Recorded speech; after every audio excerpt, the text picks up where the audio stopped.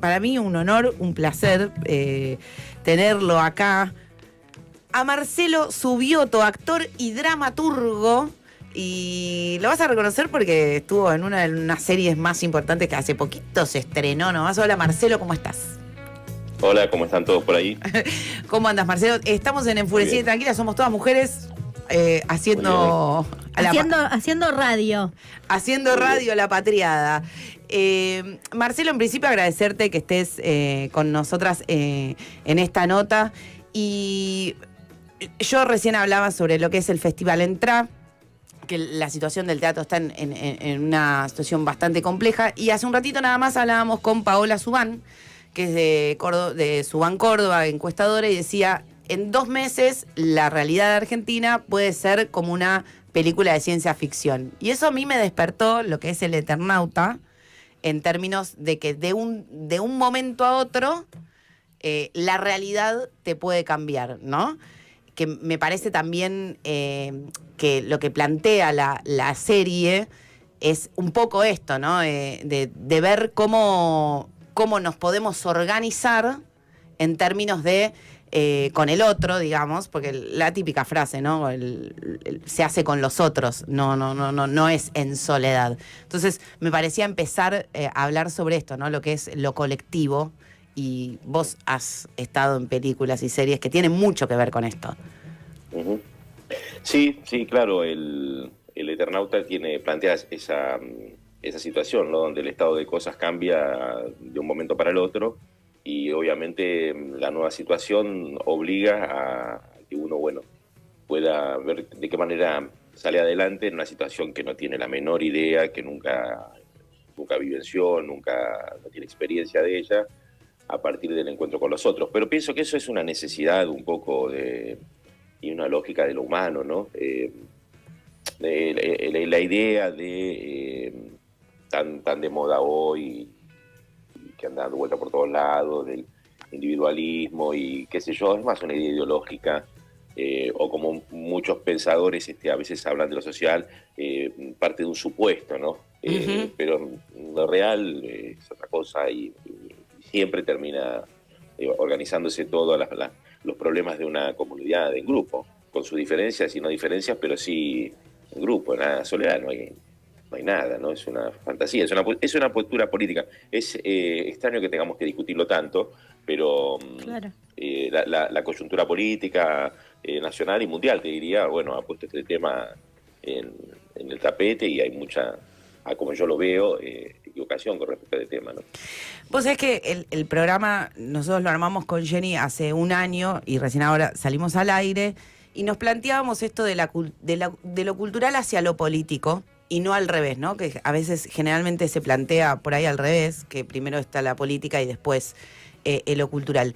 Y en términos culturales, el audiovisual, el teatro, el arte marca un sentido a la ciudadanía, ¿no? Ver, por ejemplo, Puan, primero te da todo lo que es un escenario de cómo son las universidades públicas.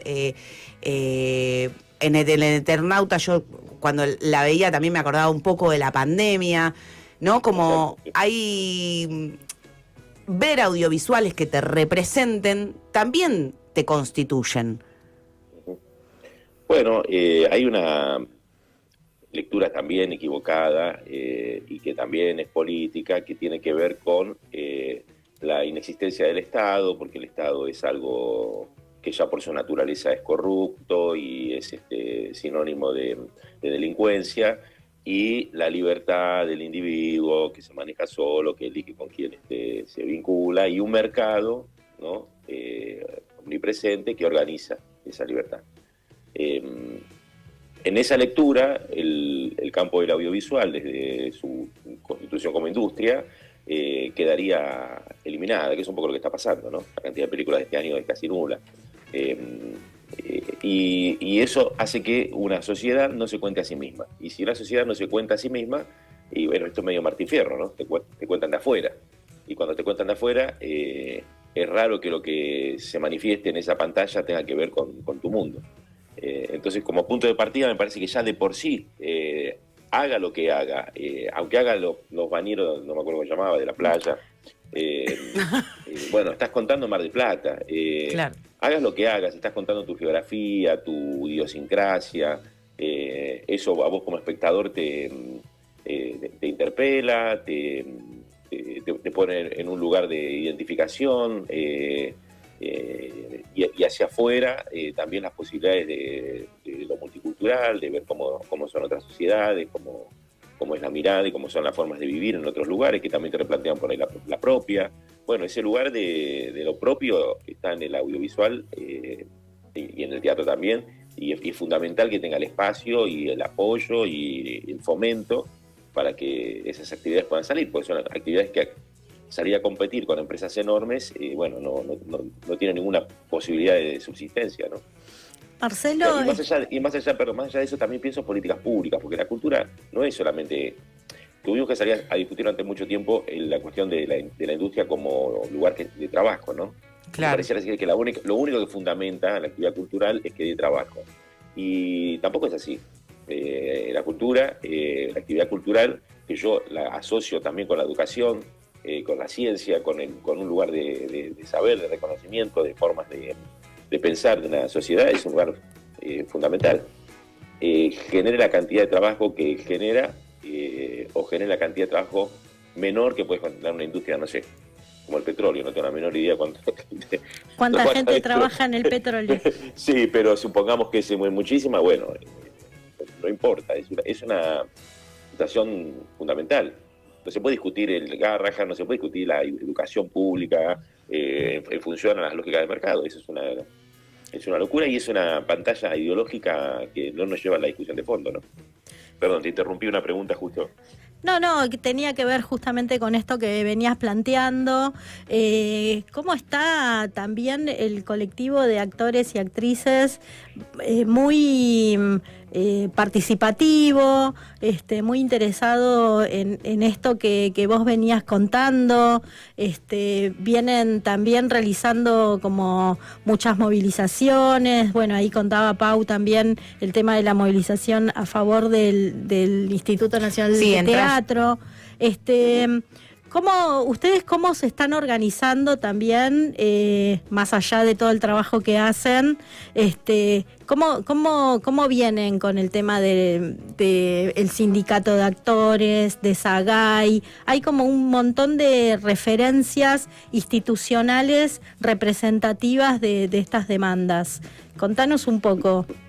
Mira, yo no tengo una participación orgánica con ninguna de las instituciones ni de las movilizaciones que se han hecho. Yo no soy una persona que participa en la organización de eso. Sí estoy presente, obviamente. Me parece que la constitución ya de por sí colectiva del teatro, en primer lugar, que es de donde salimos la mayoría de los actores de todos lados, ¿no? Del audiovisual y por como es nuestra industria audiovisual, el teatro es el lugar que nos formamos, digamos, ¿no? Por su condición colectiva, grupal, lógicamente un ataque de este tipo que tiene que ver con romper esos lazos, esas construcciones colectivas que organizan la tarea, bueno, hace que la comunidad responda, ¿no? Obviamente la discusión del instituto es muy grande porque no es si alguien puede o no puede hacer su obrita, ¿no? Si alguien puede o no puede hacer su obrita, es un pensamiento de mercado. Ahora, una política cultural es otra cosa. Una política cultural es una política federal, es la posibilidad de que existan teatros en lugares donde de provincias donde es muy difícil que se pueda organizar esa tarea sin un apoyo, sin un fomento del Estado.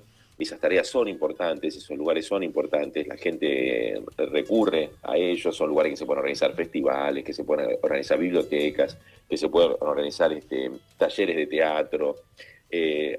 Lo mismo pasa con el Inca. Yo he escuchado muchas experiencias de directores que comenzaron a hacer o acercarse al teatro porque el Inca llevó en algún momento un taller o seminarios de cine a diferentes lugares, a diferentes provincias, y esa gente tuvo la posibilidad en ese momento de acercarse a ese mundo, y bueno, y eso determinó que hubiera cineastas. Yo trabajo, por ejemplo, con gente, en este momento está haciendo una película en el Malva, una película que hemos hecho muy a pulmón, que dirige Iván Fun, que es un director de Entre Ríos, Ujú. y Entre Ríos, por ejemplo, es un lugar, la zona de Crespo, que tiene un montón de cineastas. Y tiene que ver con esas llegadas en su momento de esos talleres que se organizaba desde Claro. el Inca, y el acercamiento a la posibilidad de algo que ya no te queda tan lejano, si decís, bueno, mira, esto viene más o menos por este lado, se puede hacer de esta manera, estuvimos hablando con gente que lo hace de tal otra, ¿no? Bueno, todo ese fomento de la cultura, ¿no? Llegar a todos los polos diferentes del país para que la gente tenga la posibilidad de acercarse a esta actividad, a esta industria, a generar un trabajo, ¿no?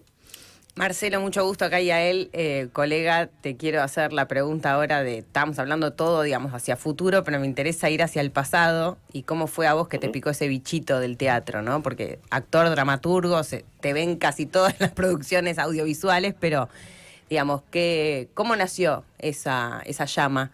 También como para que quienes nos están escuchando vean, digamos, la importancia del teatro, ¿no? Y cómo se puede empezar en ese universo también y eso, qué valor tiene, por ejemplo, en tu vida. Mira, yo no vengo de una familia de artistas, vengo de una familia de laburantes. Si bien la cultura y la actividad cultural, la música, el teatro, siempre estuvo presente porque era una familia, todos en mi familia tenían una inclinación hacia eso y había también un valor con respecto a la cultura, que es algo también muy de otra época. Yo tengo 57 virulos, hasta dentro de un rato, pronto cumpliré 58, y cuando era más pibe o adolescente, el lugar de la cultura era importante en la sociedad en general. Y bueno, tenía un acercamiento a lo cultural y me interesaba sobre todo la música, y fui el único de la familia que me costaba mucho en la adolescencia saber que si iba a ser, yo estudié en un industrial, si iba a ser maestro mayor de obra, que yo quería ser en ese momento músico, más exactamente cantautor, vivía esa fantasía. Y cuando terminé el secundario me fui a estudiar música, al Conservatorio Manuel de Falla, estudié también un poquito de jazz, pero la verdad que no era bueno. Pero bueno, la peleaba, estudiaba, y un día cayó en un club que yo iba de barrio, un taller justamente de la Asociación Argentina de Actores, y bueno, empecé a hacer ese taller de teatro durante ese año, y cuando vino la muestra final, y hice la muestra, volví a mi casa medio que flotando, voy caminando, pero bueno, flotando. Y bueno, fue como una revelación, dije, no, yo quiero ser actor. Y bueno, el otro año di el examen en la Escuela Municipal de Arte Dramático, estudié ahí, y de ahí en más hice todo lo posible para estar lo más cerca del teatro o de la actividad de actor posible. Al principio obviamente era muy difícil laburar de actor, más en los 90, pero bueno, hacía de todo, andaba en zancos, me iba a laburar a boliche bailando en los zancos, hacía teatro callejero, bueno, todo lo que se podía hacer. Me metía en la obra de quien sea. Los 90 es una época muy del teatro independiente, muy fuerte, muy de trincheras, muy de cada estética, discutía con cada estética. Bueno, yo me metía en todas las estéticas, trataba de ver cómo corno podía aprender esos lenguajes. Y bueno, esa es un poco en síntesis, mi formación, ¿no? ¿Y qué tiene esto de mayor de obra? Porque eso creo que tiene también algo que ver contigo, o estoy mal informada. Ser maestro, o sea, porque también hay algo de los actores, que también en muchos actores y actrices encuentro que por ahí, para poder seguir el teatro, o para eso también es una cuestión compleja. Hacen otras actividades. He escuchado muchos actores decir, bueno, yo me sacaba el traje de abogado o el traje del porque trabajaba en el Ministerio de Justicia, qué sé yo, y iba a la clase de teatro. Bueno, no, hay grandes personajes o actores. Sí, claro, claro. Sí, claro, lo económico es complejo al principio. En realidad, la carrera de actor en lugares como los nuestros, y en general creo que en gran parte del mundo, si no en todo el mundo, es un salto al vacío, ¿no? Es una elección que se la toma así, como yo lo entiendo, ¿no? Sí, bueno, me mando en esta con todo y voy viendo cómo lo voy organizando, ¿no? Yo sí trabajé al principio muy chico, no sé, entre los 20 y 22 años en un laboratorio, en el depósito de un laboratorio, nada, que me ayudó a sostenerte. A trabajar, a sostenerme, pero mientras aprovechaba ese dinero y estudiaba, me formaba en talleres de teatro, de música, me formé también en talleres de lo que era un instituto que llamaba Inés Moreno, que trabajaba, preparaba coordinadores de actividades, no sé la palabra ahora, recreativas, que tenía una formación súper interesante pedagógica. Eso me dio mucho ojo y mucha formación para poder después dar clases, cómo organizar una clase, cómo trabajar, qué es la dinámica de grupo, cómo se trabaja en un grupo, cómo se potencia las diferentes personas que están trabajando en ese grupo, y cuáles son las posibles, cómo se vuelve uno posibilitador del grupo al cual vos le estás dando una clase, todo un costado que el teatro no te lo da. Me formó eso, y yo terminé eso y renuncié al laboratorio que estaba y me puse a dar clases, a lo que te decía, a hacer teatro callejero, a juntar el mango así como podía, y viví durante, no sé, te diría 12, 14 años, creo que no tenía guita ni para ir al cine, pero bueno, me alcanzaba para viajar, andaba en bicicleta y hacía teatro todo el tiempo, básicamente de lunes a lunes.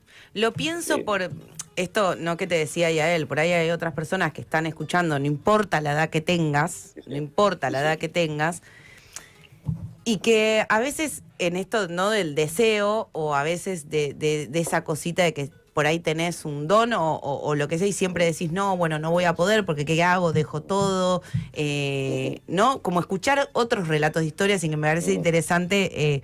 A veces uno cuando elige la actuación también es contar historias, y que el público pueda verse en esas historias, ¿no? Es como una comunión que hay.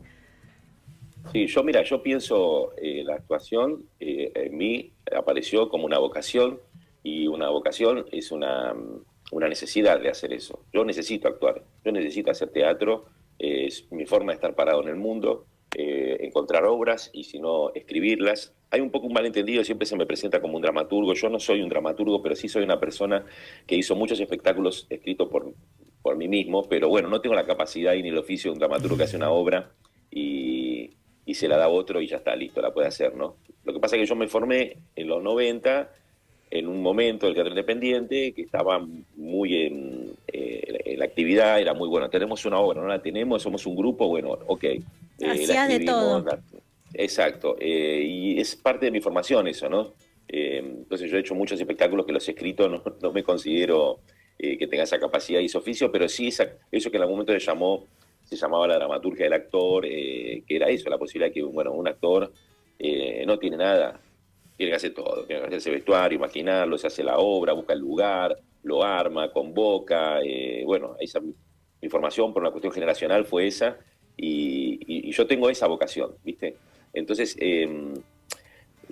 por ahí hoy es otro mundo, y está bien, porque también algunas cosas dogmáticas y cerradas de aquella época se evaporaron, ¿no? Y permitieron otra apertura y otra mirada, pero siempre el punto de partida es el deseo, ¿no? Y si uno desea hacer eso, yo digo a la persona que el pibe, además son conversaciones que tengo con mis hijos, que tienen 20 y pico de años, el punto de partida es ese, es el deseo, y si hay un deseo y unas ganas de hacer eso, bueno, uno le va a encontrar la vuelta. Lo que pasa es que la época por ahí te marca el éxito de tu laburo a partir de si apareces en una serie o no, o si filmaste una peli o no, pero en realidad se puede hacer todo eso de manera, en principio, si no hay una convocatoria de la afuera, de manera independiente, y es una forma de aprender el oficio, de mostrarse, de entrar en el mundo de la actuación o lo que fuera, ¿no? De la música, de lo que fuera.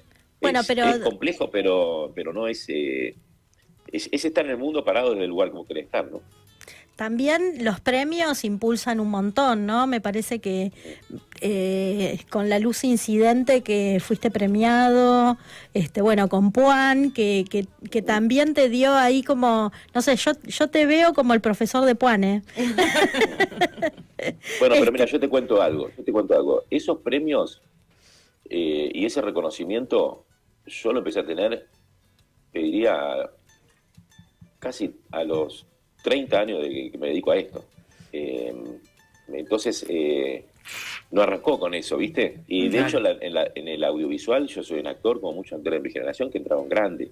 Porque cuando yo tenía 30 años o 30 y pico, que era los 90, finales de los 90, principios del 2000, no había audiovisual. Y nosotros, claro, ni plataforma. Independientes, teníamos un grupo de teatro, dábamos clases, trabajábamos en obras por ahí, teníamos la posibilidad hacer algún laburo en el teatro oficial y punto. Y ese era nuestro medio y trabajábamos de esa manera y bueno, la posibilidad se abrió cuando hubo políticas un poco más interesantes que potenciaron el audiovisual, el trabajo del audiovisual, que fueron a buscar directores jóvenes, nuevos, que buscaron otros actores y que eso organizó una industria de otra manera, ¿no?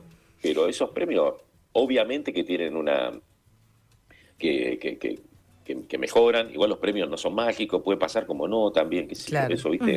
Pero a mí me vinieron muy grandes, de grandes, no es una queja esto, digo, es como medio aleatorio, ¿no? Colaboran, pero no sé, yo en este momento estuve como 2 meses, terminé de filmar una peli en la primera semana de julio, estuve laburando desde febrero hasta ese momento en teatro y hasta comienzo de agosto que entro en otro proyecto, estuve sin trabajo, digamos.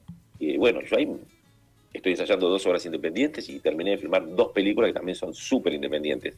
Digo, esa actividad, esa necesidad de hacer, y casi que estoy diciendo, bueno, ahora que tengo esos 2 huecos y que ya me organicé un poquito la economía, vivo con esos 2 meses y me pongo a hacer los proyectos. A veces también digo, che, pará, no tenés 30 años. La verdad que termino un poco cansado, pero tengo una alegría enorme y yo necesito hacer. Y ya sé que después vuelvo y tengo una semana y digo, bueno, esa semana nos metemos, estoy libre, nos metemos a ensayar lo que nos falta. Muy libre no estás entonces, estás como todo el tiempo armando cositas. Vos sabés que, Marcelo, que te escucho y se me vienen a la cabeza 2 cosas. Una, el paracultural. Ajá. Y la otra es que Norman Brisky siempre dice que el teatro se puede hacer en cualquier lado. Que no necesariamente... Mirá. De hecho él está impulsando, dice voy a empezar a hacer en la calle. A mí me encanta porque es una gran iniciativa. Me ibas a decir algo. No, que totalmente se puede hacer en cualquier lado, no solo eso. Gran parte de la tradición teatral tiene que ver con esa impronta. Hubo un cambio de paradigma muy fuerte que fue Cromañón. En el 2004, yo en ese momento tenía una sala que se llama Puerta Roja, que lo tuve como hasta el 2014, desde el 2002 hasta el 2014, en el Abasto, lo que hoy es el Teatro del Pueblo. Sí, hermoso teatro. Y recuerdo el problema recuerdo que hasta ese momento, vos ibas con 2 o 3 amigos o de tu grupo, estabas haciendo algo y pasabas por un bar y veías en el fondo una cosa medio claroscura y un billar y decías, uy, mira, esto está buenísimo, parece. Y chao, te ibas a hacer una obra ahí. Total. Hablabas con el tipo, decías, bueno, vamos, y después venían 14, 20, no sé, o no pasaba nada y la experiencia se caía, pero había una avidez todo el tiempo de eso, ¿no? Claro. Recuerdo de cachetazo de campo hecho en un puente que hay en el Centro Cultural Recoleta. Hay un puente que vos pasás de un edificio al otro, bueno, se hacía en esa escalera y ese lugar. Sí. Bueno, era casi una lógica, ¿no? Cuando fue lo de Cromañón, y fue el despelote que se armó en la ciudad de Buenos Aires, dijeron, bueno, basta, se cierra todo. Entonces ahí se enteraron que había teatros independientes, muchos. Y empezaron a caer en los teatros toda la gente, claro, las inspecciones, con una reglamentación que hablaba hasta donde tenías que poner los caballos, es decir, era una reglamentación casi de fin del siglo XIX.